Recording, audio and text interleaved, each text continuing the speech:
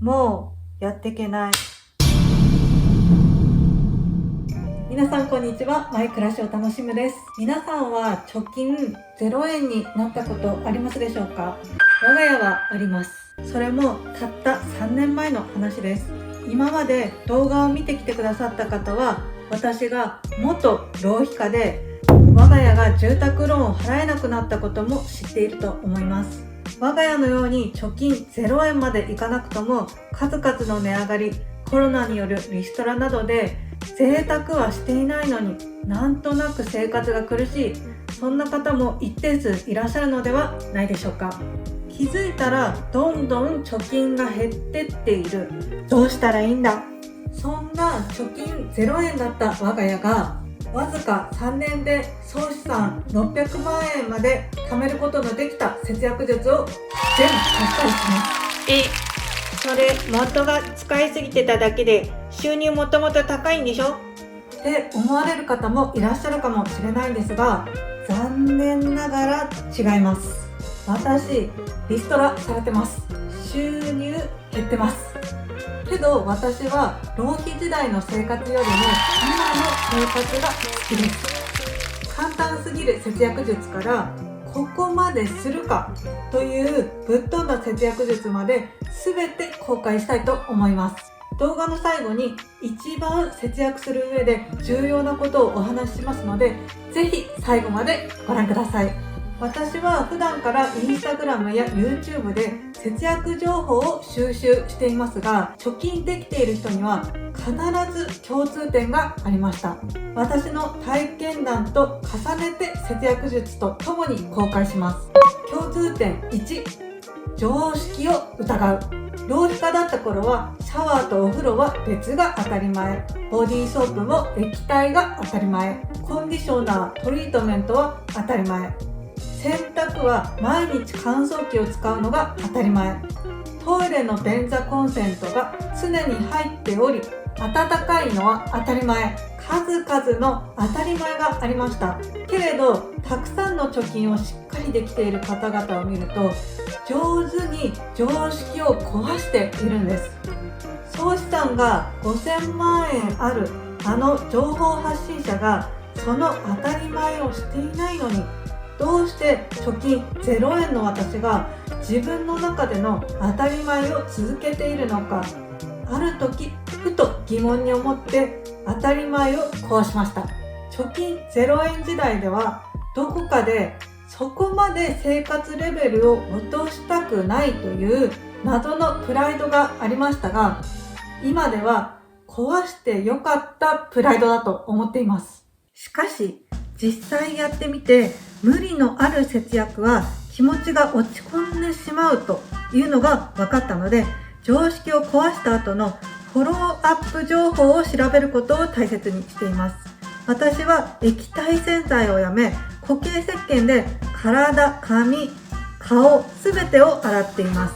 それだけで年間9780円節約できるのですが、髪がギシギシに傷んでしまっては節約生活自体が辛くなってしまいます。そこで代用品はないかをリサーチし、髪には蜂蜜やヨーグルトなどがトリートメントの代わりになることが分かりました。1キロ498円の激安蜂蜜を実際使ってみると、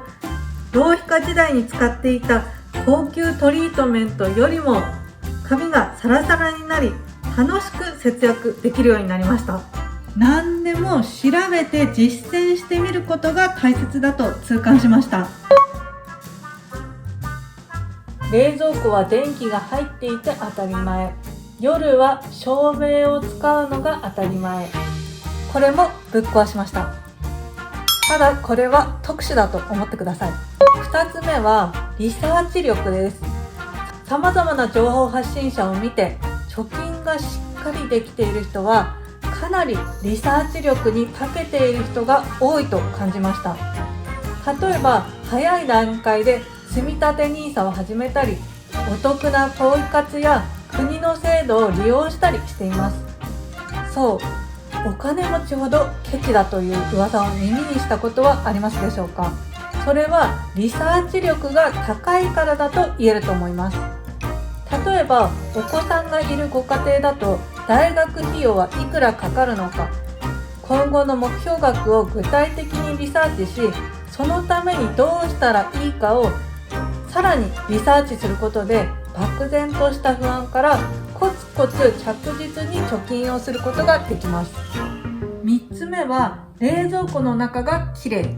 冷蔵庫の中が汚い人はほぼ 100% 食費を無駄にしていると言われております。私も浪費家時代は化石化した食べ物や賞味期限切れのドレッシングなどが溢れていて、どこに何があるか管理できていない状態でした。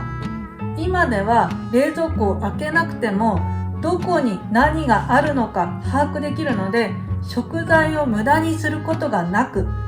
今月も食費は2万円台になりそうです。2万円台ってすごすぎなんだけど、どうやってやるの？それ不健康なんじゃない？無理してるでしょ。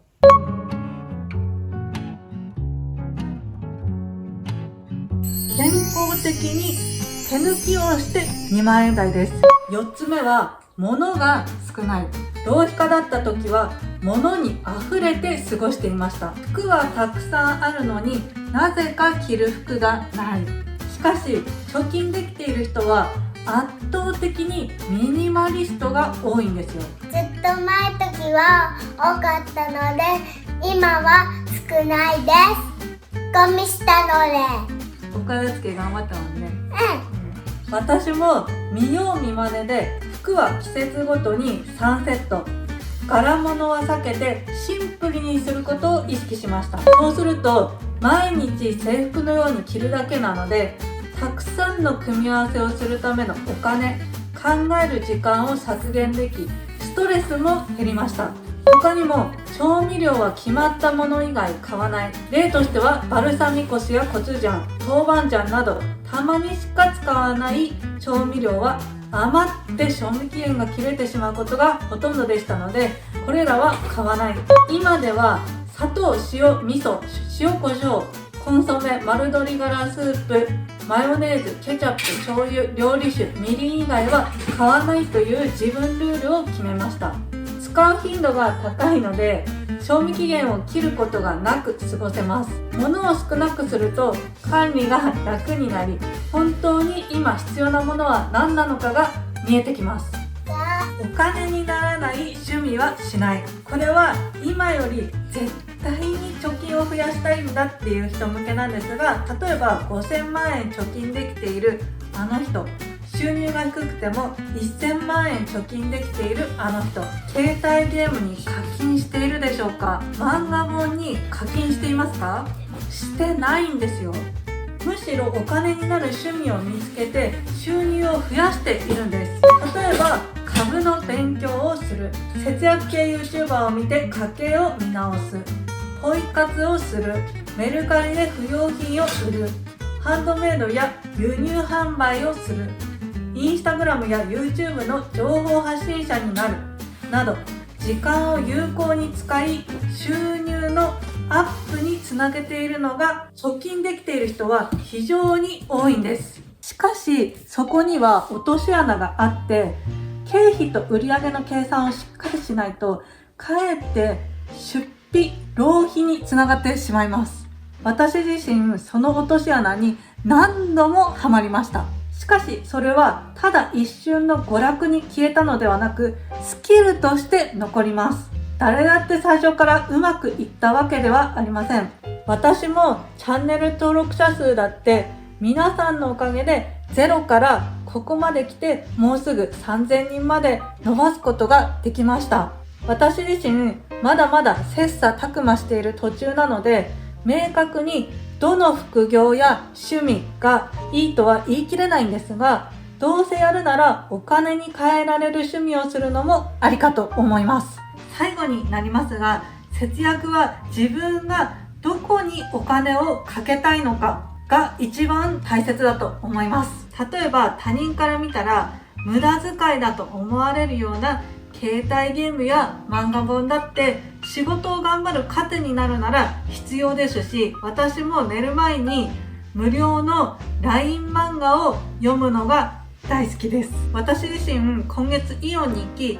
31で隅っこ暮らしの白熊アイスを食べる娘を見て、節約頑張ってよかったなぁと幸せな気持ちになりました。すみっこ暮らし大好きです。他人からすると1個500円以上もする無駄遣いです。けれど何のために節約しているのか、自分がお金を使いたいところは何なのかを忘れずにいると、コツコツ楽しく長く節約できると思います。この動画を見て節約したい人の何かお役に立てていると嬉しいです。今後も節約節電情報の発信を頑張りますので、チャンネル登録、グッドボタンでぜひ応援よろしくお願いいたします。それではまたお会いしましょう。バイバイ。